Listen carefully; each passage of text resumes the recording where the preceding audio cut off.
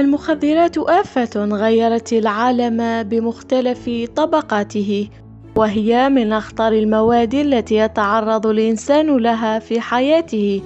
تؤدي إلى هلاك المتعاطي وعدم قدرة جسمه على توازن وأداء مهامه اليومية، وهي تتنوع ما بين القوي وخفيف المفعول تحت التأثيرات الجانبية السامة للجسد والنفس والمال والوقت.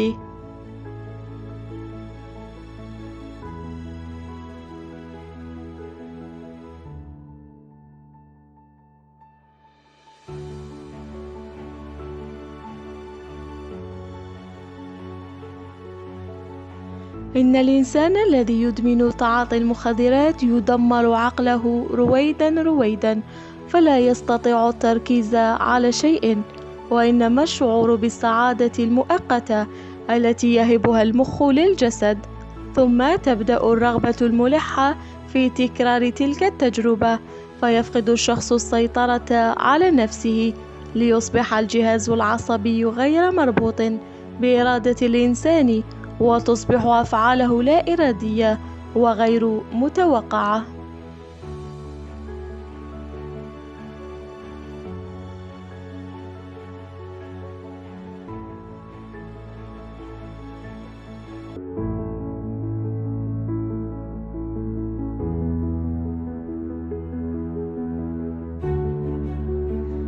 إن تأثير الإدمان لا يتوقف على الشخص نفسه فقط، بل يؤثر التعاطي سلباً على الأسرة وأفراد المجتمع ككل، حيث تظهر هذه التأثيرات من خلال العصبية الزائدة التي تدمر حياته الأسرية، وبالتالي ينتج عنها التفكك الأسري ولجوء الأفراد إلى الشارع والتسول والسرقة وغيرها من الآفات الاجتماعية المختلفة.